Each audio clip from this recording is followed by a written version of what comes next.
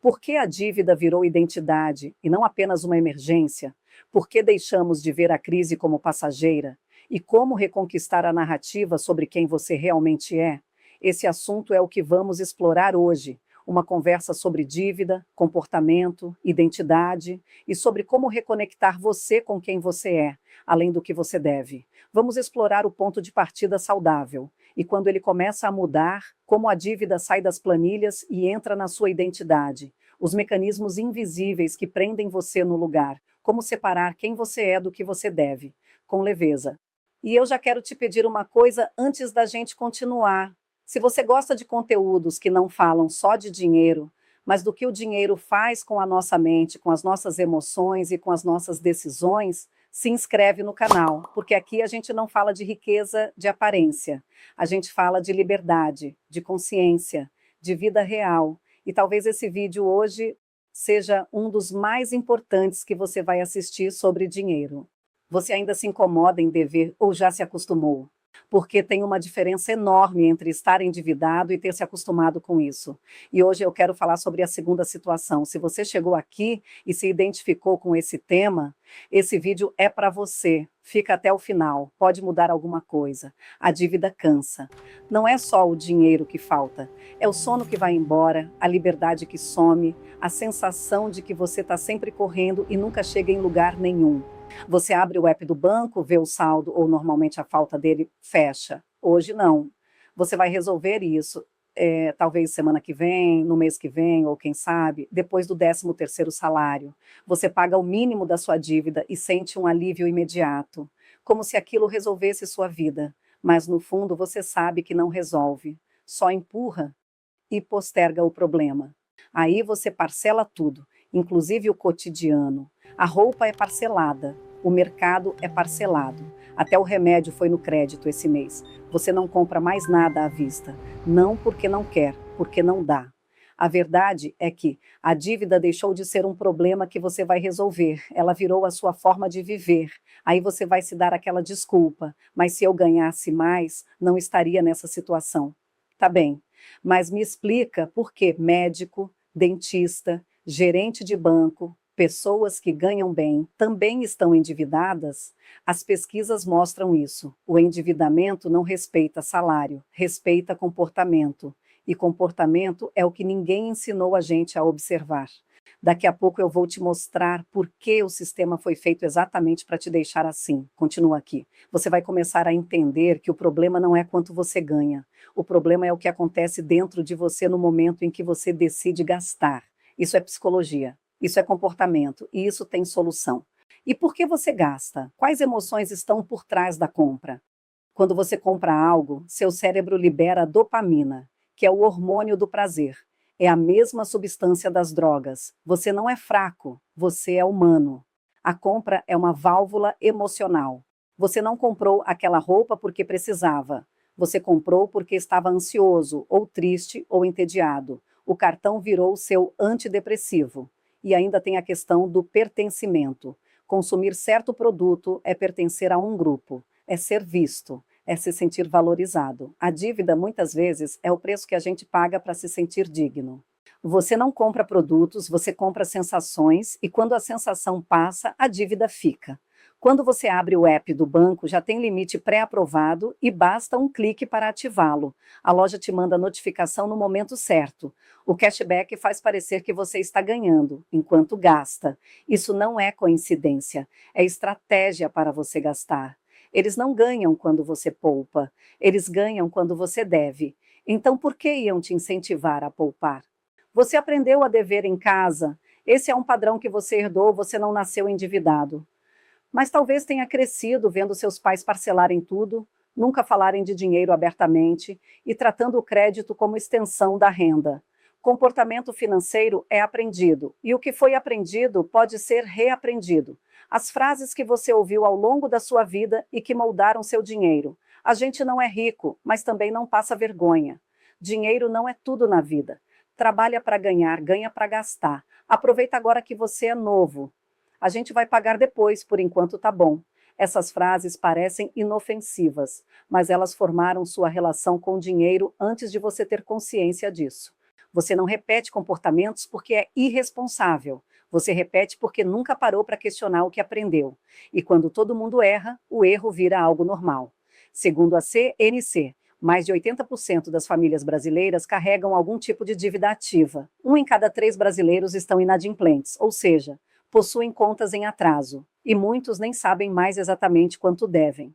Os juros rotativos do cartão de crédito no Brasil podem ultrapassar 400% ao ano, segundo o Banco Central. Os brasileiros normalmente não possuem reserva de emergência. Grande parte da população brasileira não conseguiria sustentar o padrão de vida por um mês sem trabalhar. Quando 8 em cada 10 famílias estão endividadas, a dívida para de ser um erro individual e vira um estado coletivo. E aí acontece algo perigoso. Você começa a achar que é normal. E sabe qual é a maior verdade? Que você não vive, você mantém contas. Você acorda de madrugada pensando em conta. Você fica tenso quando o mês acaba. Você checa o saldo antes de dormir, mesmo sabendo que não vai gostar do que vai ver. E a sua ansiedade nunca vai embora. E parece até que você está em um trem fantasma. O loop não para. Você recebe, paga algumas despesas, mas ainda deve, ganha de novo, paga de novo e ainda deve mais. Esse não é um problema financeiro. É uma verdadeira prisão e a chave está com você. Só você pode se libertar de tudo isso. Você não consegue largar o emprego que te faz mal porque precisa do salário. Não consegue viajar. Não consegue dizer não para a hora extra. A dívida decidiu por você. E a sua liberdade foi embora. Você não usa o crédito. Você depende totalmente dele. Tem mês que, sem o cartão, a conta não fecha. E isso, no fundo, você sabe que não é vida. Dívida não é somente a falta do dinheiro, é falta de escolha, é falta de liberdade e principalmente falta de você. Você já pensou o que vai acontecer se você continuar vivendo assim? Você está fadado a passar a vida inteira pagando pelo passado e nunca vai conseguir construir um futuro diferente e próspero. Mas calma. Tem uma coisa que ninguém te disse. Você não chegou aqui porque é burro, irresponsável ou mau caráter. Você chegou aqui porque ninguém te ensinou outra forma. E essa é a virada. A consciência é o começo de tudo. Não a planilha, não a renegociação. Você tem 2 caminhos. O primeiro é automático, você normaliza a dívida e repete o ciclo. O segundo caminho, consciência. Você questiona o seu comportamento e constrói liberdade a partir de uma mudança de rota. Aqui você se coloca em uma encruzilhada que só você pode fazer a escolha. A solução não é técnica, é humana, porque muita gente acredita que vai resolver a vida financeira quando encontrar a planilha perfeita, o método perfeito, o investimento perfeito. Mas a verdade é mais desconfortável. Nenhuma ferramenta muda uma vida, se o comportamento continua o mesmo. Você pode baixar 10 aplicativos financeiros, pode assistir vídeos, pode organizar números, mas se emocionalmente você continuar tentando aliviar dor através do consumo, a dívida sempre encontra um caminho de volta. Porque o problema nunca foi só matemático, foi emocional, foi automático, foi humano. Talvez o primeiro passo não seja quitar tudo imediatamente, talvez o primeiro passo seja voltar a sentir, porque o maior perigo não é dever e não sentir que isso é um problema. E esse problema pode sair do controle. É olhar a fatura e pensar, depois eu vejo. É parcelar mais uma vez, como se aquilo não tivesse peso. Dívida precisa incomodar, não para te destruir, não para gerar culpa, mas porque o incômodo é proteção. O desconforto é o seu instinto tentando dizer, isso aqui não está saudável. E quando você anestesia esse desconforto com mais consumo, mais parcelamento, mais distração, você silencia exatamente o alerta que poderia te tirar desse ciclo. Você precisa parar de normalizar o que não é normal. A desculpa que te destrói é: todo mundo faz, todo mundo parcela, todo mundo deve, todo mundo vive apertado. Por que eu não posso também? Mas deixa eu te falar uma coisa importante. Quando 80% das famílias estão endividadas, isso não significa que está tudo bem, significa que o problema ficou coletivo. E quando o erro vira coletivo, ele começa a parecer normal. Só que normalizar o caos não transforma o caos em saúde. O Brasil se acostumou a sobreviver financeiramente, mas sobreviver não é viver.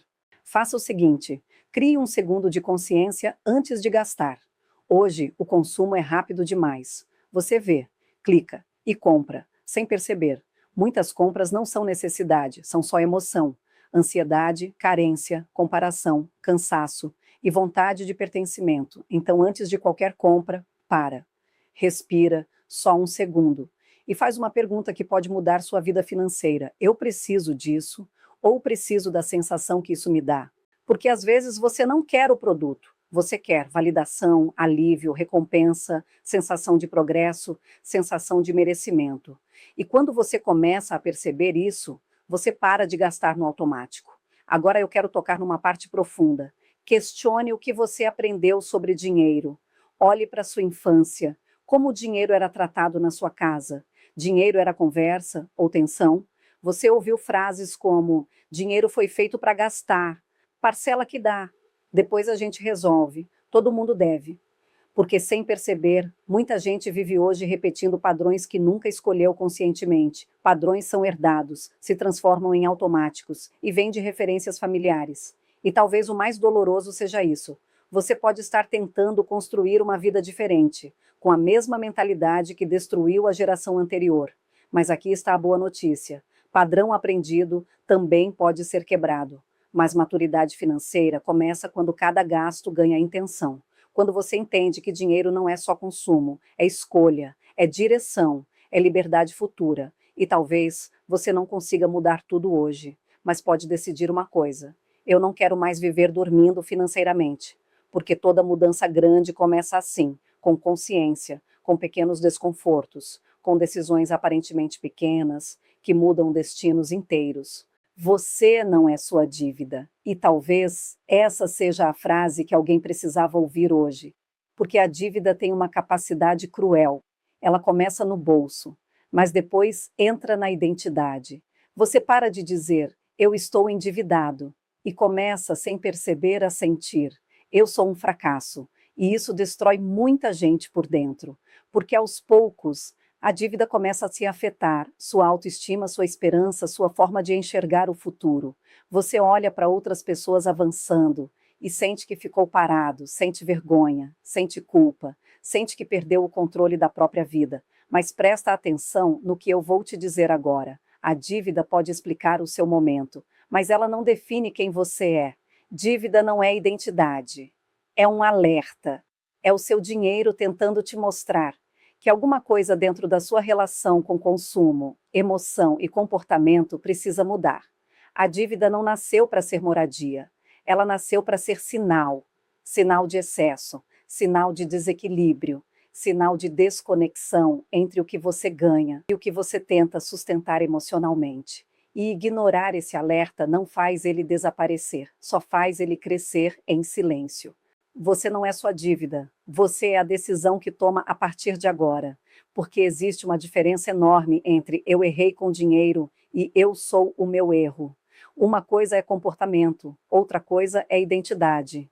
E o problema é que muita gente começa a acreditar que não merece prosperar, que nunca vai conseguir sair disso, que nasceu para viver apertado.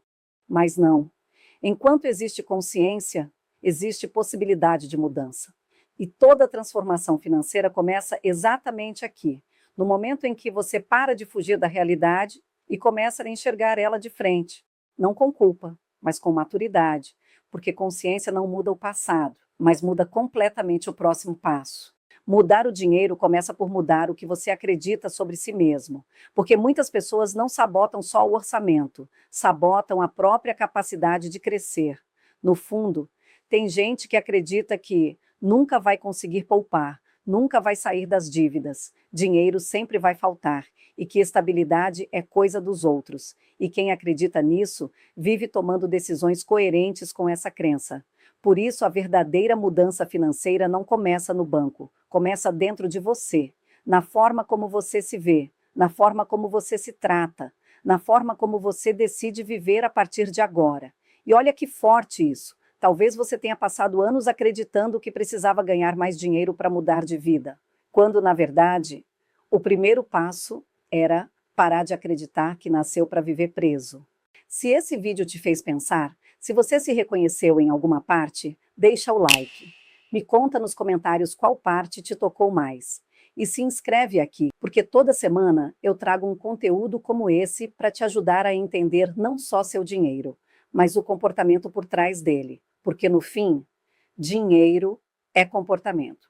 E isso é da minha conta, da sua conta e da nossa conta.